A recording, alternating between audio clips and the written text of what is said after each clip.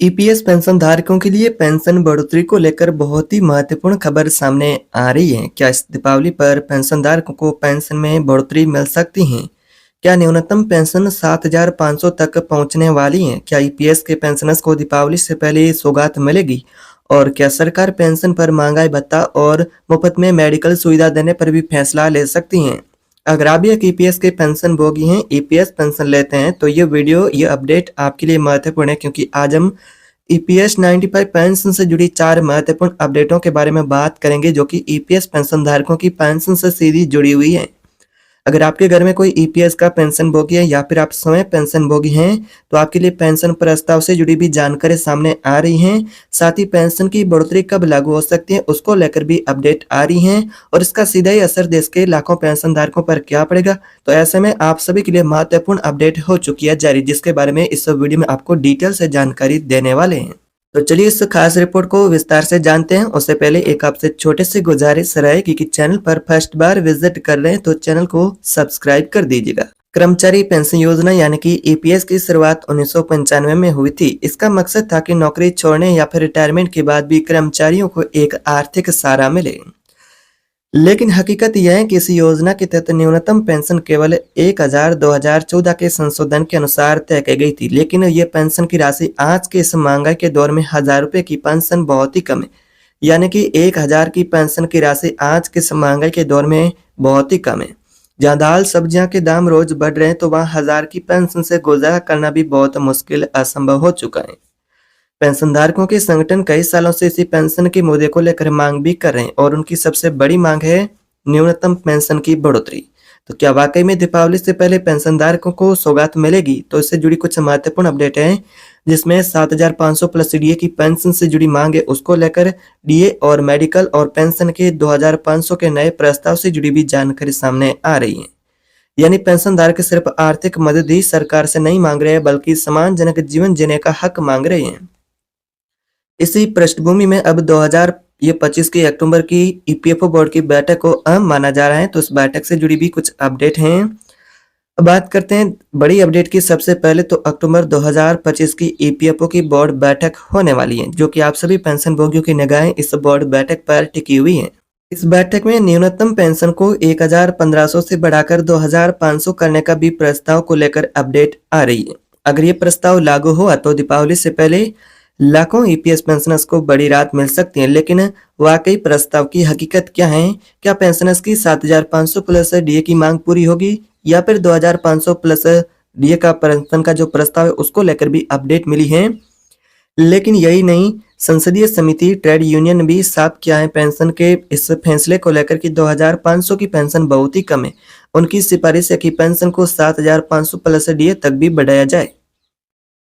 इसी के साथ ही पेंशन धारकों की यहाँ पर एक पेंशन से जुड़ी अपडेट और भी आ रही है, जिसमें 6 महीने से कम नौकरी करने वाले कर्मचारियों को भी ईपीएस पेंशन का लाभ मिलेगा।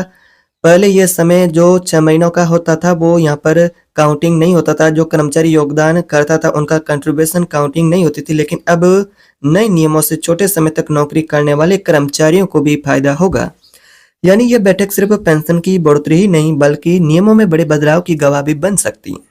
तो वाकई में पेंशन धारकों की निगाहें इस बैठक पर टिकी हुई है कि पेंशन धारकों की पेंशन में बढ़ोतरी हो सकती है। अगर ये प्रस्ताव लागू हुआ तो इसका असर देश भर के 60 से 78 लाख लाभार्थी पेंशन भोगी ईपीएस के उन सभी पर होगा। उन सभी को इसका फायदा मिलेगा। उनको सबसे पहला फायदा होगा न्यूनतम पेंशन बढ़ने से उन बुजुर्गों की आर्थिक स्थिति होगी वो बेहतर होगी। पहले से उनको ज्यादा पेंशन मिलेगी, तो वो समय पर अपनी जरूरतें भी पूरा कर पाएगा पेंशन भोगी। दूसरा, यहाँ पर पेंशनर्स का मांगे डीए जोड़ने का। अगर डीए भी मिलता है तो पेंशन भोगी को हर साल महंगाई के हिसाब से राहत मिलती रहेगी। यानी कि डीए और न्यूनतम पेंशन अगर लागू होती हैं तो पेंशन भोगियों के लिए एक राहत भरा फैसला साबित होगा, और उससे भी जरूरी है उनकी मेडिकल की सुविधा। पेंशनर्स की तीसरी मांगे, अगर मेडिकल की सुविधा भी मिलती है तो बुजुर्ग दंपति के लिए अभी सबसे बड़ा सहारा होगा, क्योंकि जैसे जैसे बुजुर्गों की आयु बढ़ती है तो वैसे वैसे स्वास्थ्य संबंधी परेशानियां भी साथ में बढ़ती हैं। ऐसे में यहाँ पर देखा जाए तो मेडिकल की सुविधा भी बहुत महत्वपूर्ण है। तो ये 3 पेंशनर्स की मांग है, जो कि पेंशनर्स के लिए एक महत्वपूर्ण है। लेकिन असली सवाल यही है कि क्या सरकार सिर्फ 2,500 तक पेंशन सीमित रखेगी, या फिर पेंशन धारकों की जो असली मांग है 7,500 प्लस डीए पर भी ध्यान देगी। यही वजह है कि पेंशनर्स की निगाहें पूरी तरह से सरकार और ईपीएफओ की इस बैठक पर टिकी हुई है कि पेंशनर्स चाहते हैं कि उनकी पेंशन 7,500 प्लस डीए की जो मांग है वो सरकार ध्यान दे।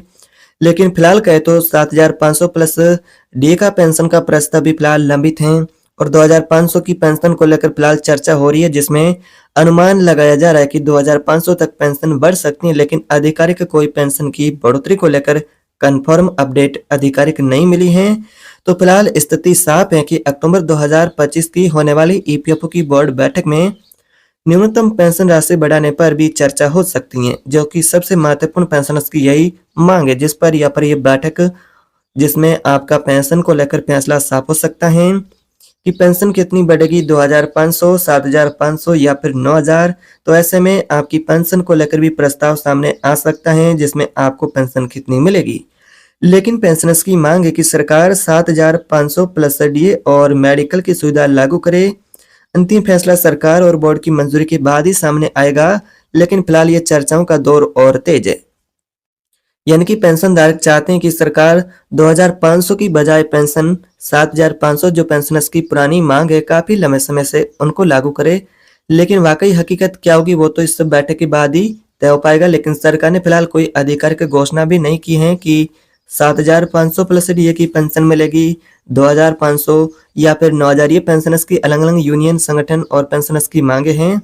अब देखना होगा कि बैठक के बाद क्या यहाँ पर आखिरी फैसला साफ होता है। आपसे सवाल है कि आपको लगता है कि 2,500 की पेंशन इस वर्तमान में महंगाई के दौर में आपके लिए पर्याप्त है, या पेंशन धारकों को पेंशन 7,500 प्लस डीए मिलना चाहिए? आपकी राय क्या है? कमेंट बॉक्स में जरूर शेयर करें, अपनी राय कमेंट बॉक्स में जरूर लिखें।